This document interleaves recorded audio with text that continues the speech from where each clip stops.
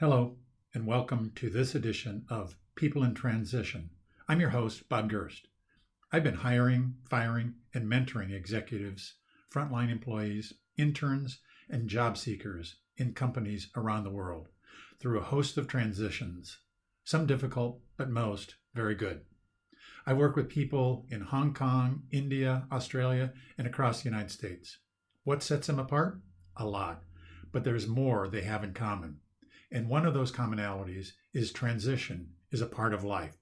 This experience has given me a bird's eye view on a variety of trends, economies, industry disruptors, and transitions that are big and small.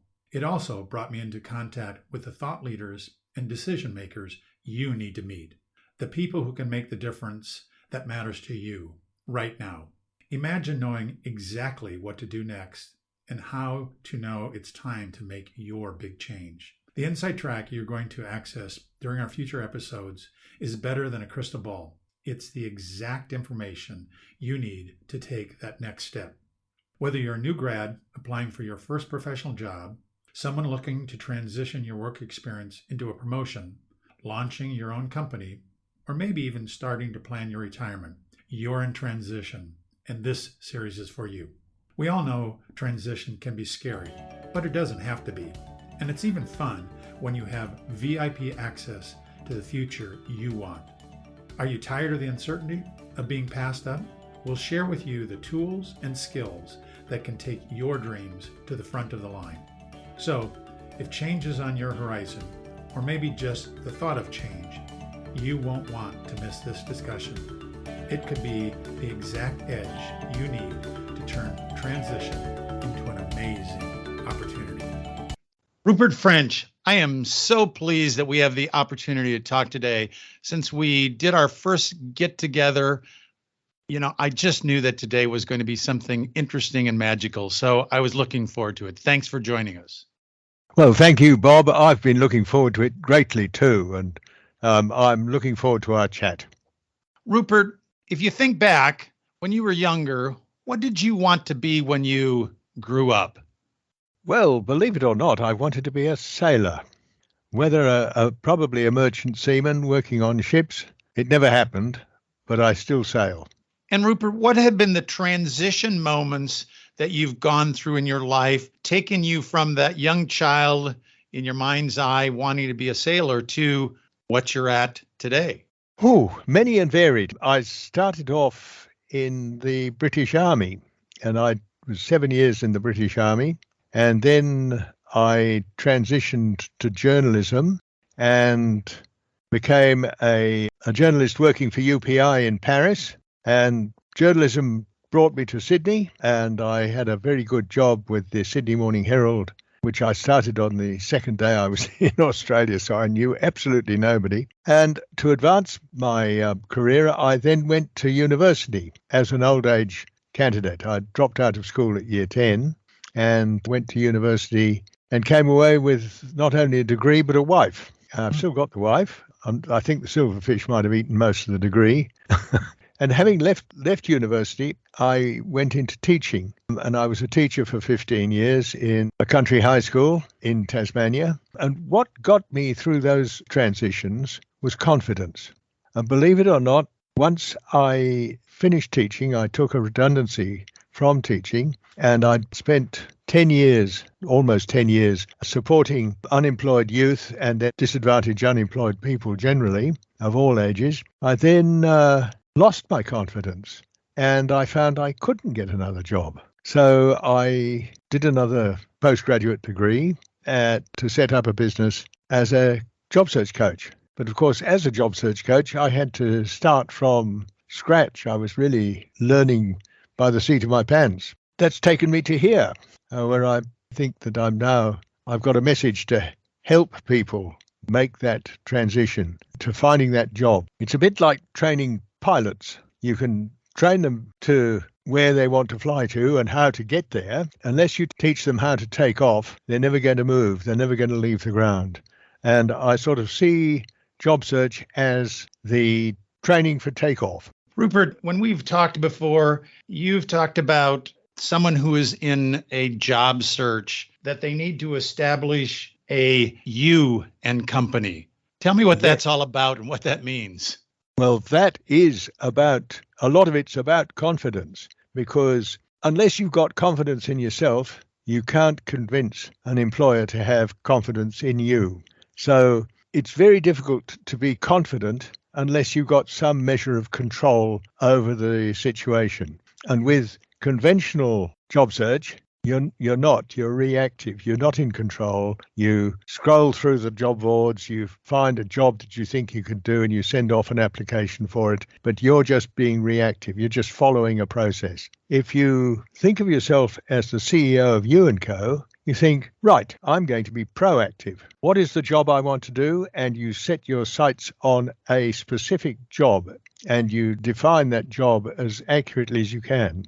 Where do I want to do this? Who do I want to work with? And you set your sights on 2 possible employers. And then you really are in control. Why 1 job and 2 employers? Basically because you're using small business marketing strategies to find that job. Small business don't wait for clients to advertise that they need their services. They go out and find them. And that's exactly what you've got to do in the job search. So, Rupert, your book that you have talks about how to get a good job after you're 50. And you talk about the concerns that employers have regarding older applicants. Can you talk to that just a little bit for us?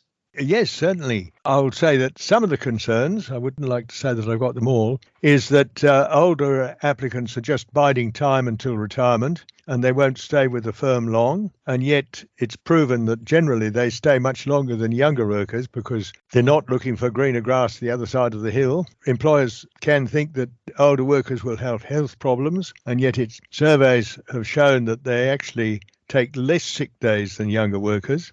Another concern is that they lack energy and stamina, and yet again, more research has shown that they're more productive, have a better work ethic, and they're more reliable than the younger workers. Unwilling to adapt to new ways and not up to date with technology is another concern, and that has been proven to be not accurate. And then the final concern I've got here is they don't work well with a younger supervisor.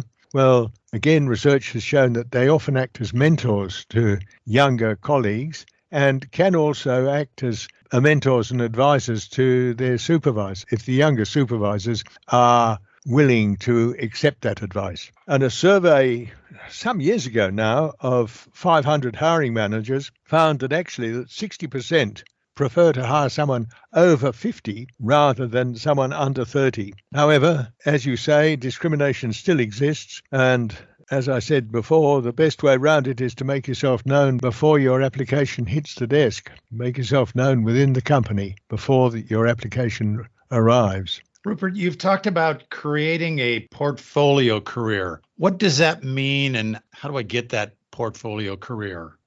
I've got in mind people who are probably in their 60s rather than their 50s, who are looking for perhaps trading down, quietening down. The gig economy, part-time work, casual work, contracts can provide a variety of positions and the flexibility that maybe they need. It can be very satisfying. It means that they can take their holidays, go overseas. It also means that they've got a more secure income source because it's coming from several sources. And if one job ends, they've got another job that tied them over until they get a second part-time or casual job. And Rupert, you as well have talked about in your job search that you should write your job search mission statement. What's that all about? Right. This is Stephen Covey, only translated to the job search. A job search mission statement can really help speed up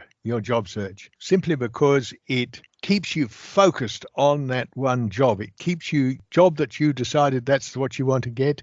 It keeps you focused on that so that you do actually spend all your energies chasing after that one job. Your mission statement should have 4 components to it. The sort of job you want, as specifically written down as defined as possible, where you want to do it, i.e. the organizations you want to work for, those two organizations, why you want to do it, the why being the motivation behind it. Why is this job important to you? And finally, the date by which you want to start. And I normally suggest a Wednesday in 6 weeks' time. Obviously, it doesn't always happen that way, but if you've got it written down, that's what you're working for. If you find that, okay, it's not going to be possible with the two organizations you've chosen, well, rewrite it to include a third organization or a fourth organization, whatever you need. If you miss the date in 6 weeks' time, rewrite it so as to put in another date that is more realistic. But 6 weeks actually has proved to be, at least it certainly has in Australia, to be a very reasonable length of time. I've run workshops for disadvantaged job seekers, actually mostly older people, and many of them using this process were getting jobs within 3 weeks. So 6 weeks is fine. Oh, mind you, I did have one that did everything right, took him 8 months. Okay, it can vary, but set the target for 6 weeks because that gives you the light at the end of the tunnel. It also gives you a date you can work back from. Okay, if I'm going to be starting there in 6 weeks' time, what do I have to do in the final week? What do I have to do in week 4? And that sort of thing.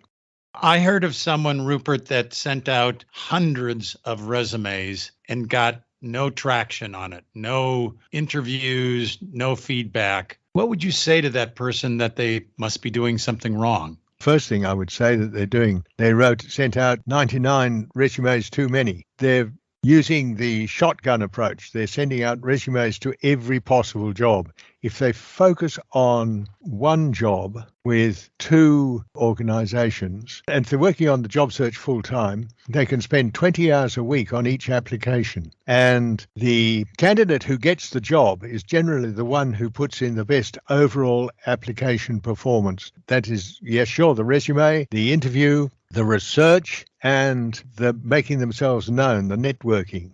If you're putting 20 hours a week into that, and someone else is only putting 2 hours a week because they're scattering for 20 jobs, obviously your application is going to be better than theirs. So I really tell people to quieten it down. The resume itself needs to be a value proposition. This is, I think in the book I call it a business proposal, but a value proposition is the same meaning. I've just changed my terminology since I wrote the book. You're telling the employer how you want to benefit their organization, telling them what you want to do for them. And that requires research, requires making sure you know exactly what their needs are. And that gives you such a much better way of getting a job. The employer is not interested in you or your history at all.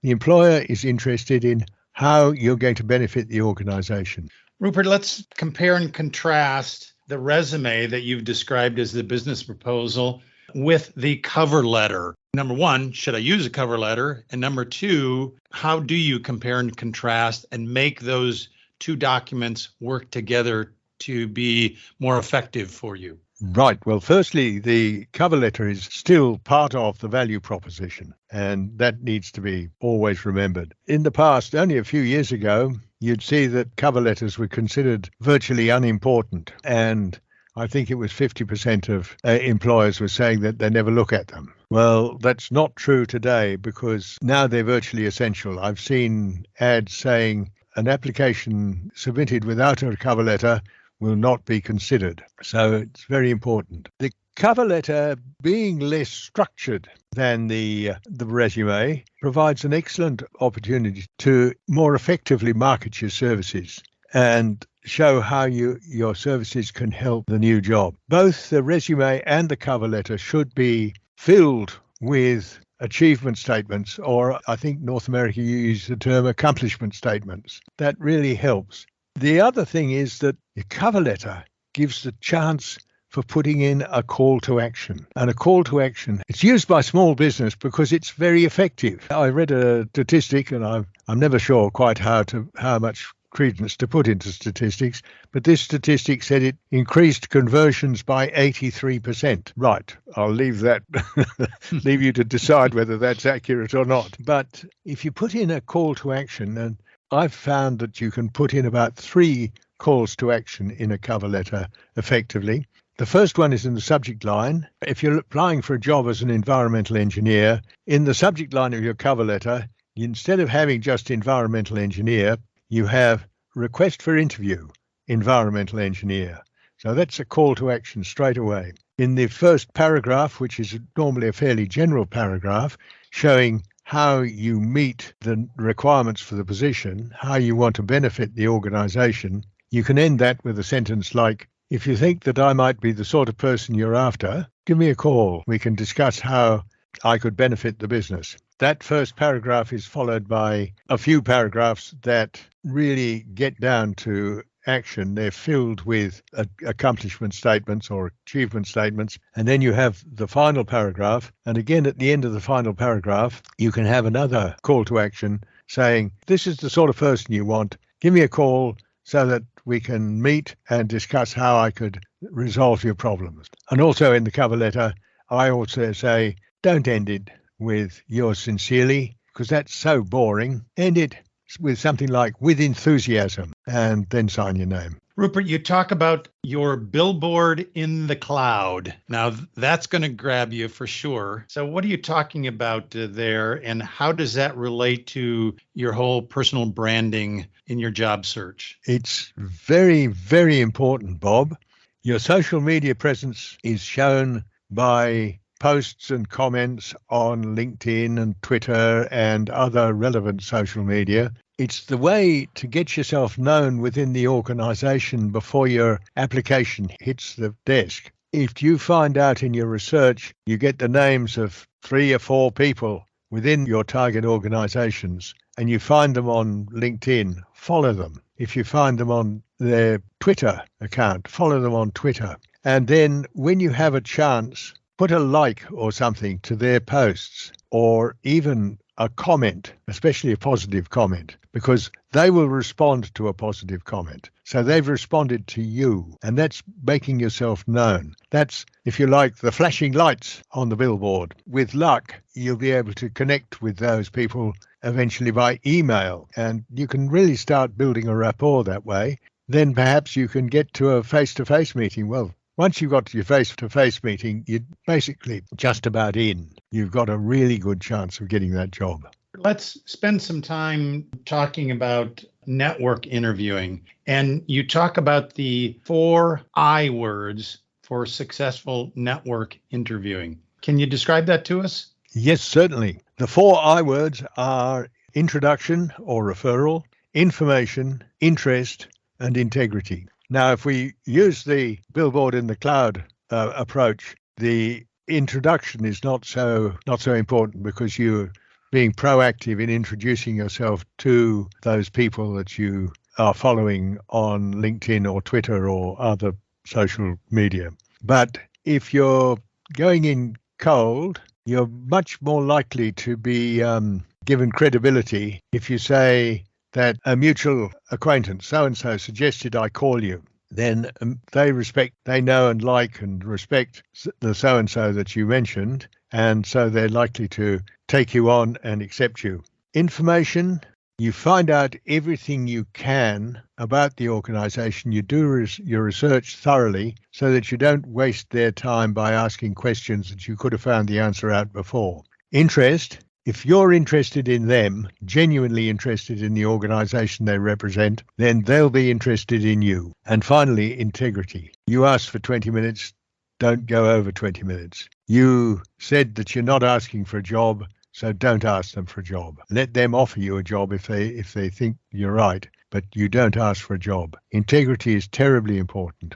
Rupert, we've talked before about interview preparations and what I can do as the applicant to get ready and be most impactful in the interviews. What are those 5 areas that you recommend that a job candidate focus in on? Right. The first one is research. You research the organization until you can start planning your first few weeks in the job there. That way you've got a really good grip on it, and you're going to answer questions almost as if you're in the job itself, which makes it much easier. Also, of course, you can envisage yourself in the job, so you're much more confident. You're preparing questions to ask based on your research. This is important. You prepare the questions you want to ask first before you prepare answers to possible interview questions. And the reason I say that is if you leave preparing your questions until after you've prepared the answers to their questions, there's a risk that you won't come back to asking those questions anyway. So prepare half a dozen questions. You may not get to ask them all, but you may, which are for two purposes only: to confirm or correct your picture of the job and the organization, and secondly, to find out how best you can help them. So no questions on when can I take my holidays, or how much pay will you give me, or things like that. These are marketing questions. You're doing your pitch for the position at the interview, and so you need to be selling to them. Then indeed prepare answers to likely interview questions. You can work out what the questions are likely to be because they'll be based on the selection criteria. And whether the selection criteria are written or not, you can work out what they are by your knowledge of the job and what it entails. And by the way, at least 50% of all answers should consist of achievement statements, accomplishment statements, because that's what they're interested in. Then the two things left are reconnaissance. If you're being interviewed by Skype or a video interview, then make sure that you've got the technology working. But if you're being interviewed face to face, make sure you know where the place is, make sure you know how long it's going to take you to get there.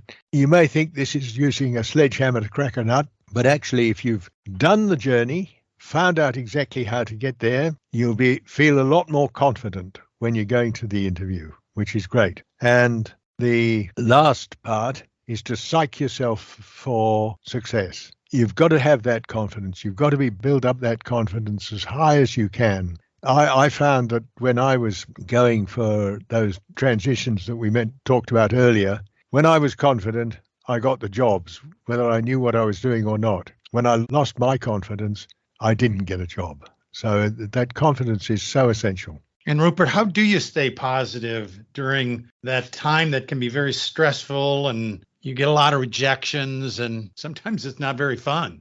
Well, you're right. It's not very fun. And I've got 10 things in the book, and there's one that perhaps I didn't mention enough, but I'm going to put that up first, and that is to engage a support group right from the very beginning. It could be 2 or 3 or 4 or 5 people that you know and trust and who want to see you succeed. And in the book, I call them the board, your advisory board. They're not a board of directors because it's you that makes all the decisions. You're responsible for that. But they are a support. And you don't see them together. You see them in ones and twos. Have a coffee with them. Look, I'm going to an interview tomorrow. Can you help me with this? Or can you advise me about that?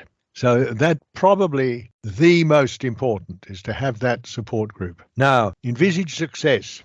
Do your research really thoroughly. You should be able to see yourself in the job. If you've got that plan for your first few weeks in the job, you should be able to see yourself in that job, and that makes it much easier for you to build your confidence. Rupert, is there any books or other resources that you would recommend someone who is in a job transition that they should read? Well, I suppose I wrote How to Get a Good Job After 50 because I wasn't happy with the books that were out there. I didn't think that they were helpful enough, or I didn't think they covered it in enough detail. There were always things that just weren't quite right. A lot of them weren't holistic. They'd talk about resumes, but they'd talk about resumes in isolation from everything else, and that's wrong. So I wrote this book to try and give a holistic, proactive job search method. But of course, I read a lot of books on the way, including Stephen Covey, and I've read a lot of useful books. One I read was the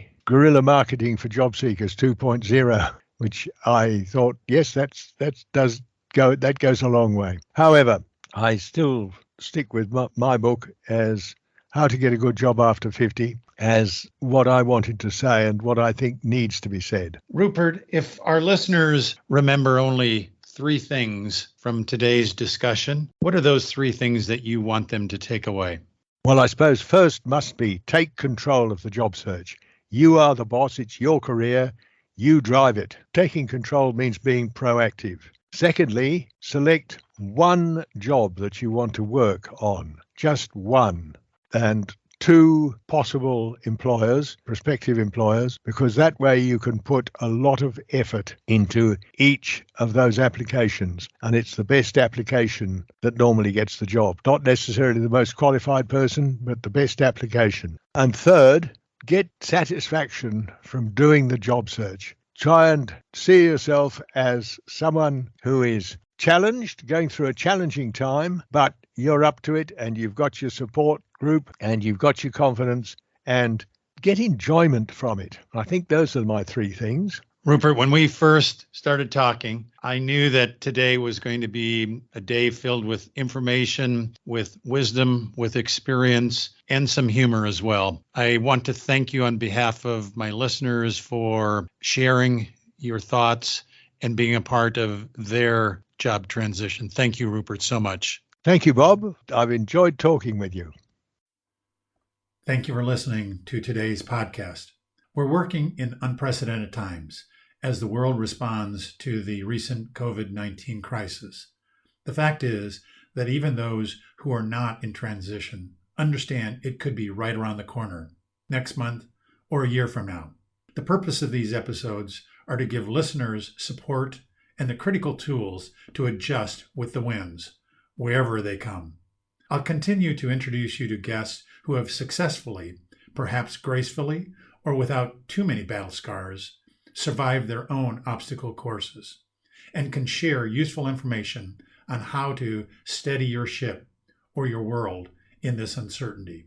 If today's message was helpful to you, please share it on social media. If you have any questions or podcast ideas for future conversations, reach out to me on LinkedIn. I appreciate your time you're investing in sharing these important conversations with me, my guests, and others who are going through life transition. Transitions between jobs, life stages, new entrepreneurial ventures, or whatever life brings. Change is constant. The more prepared you are for it, the better and easier the change will occur. Thank you again. This is your host, Bob Gerst. See you at our next episode of People in Transition.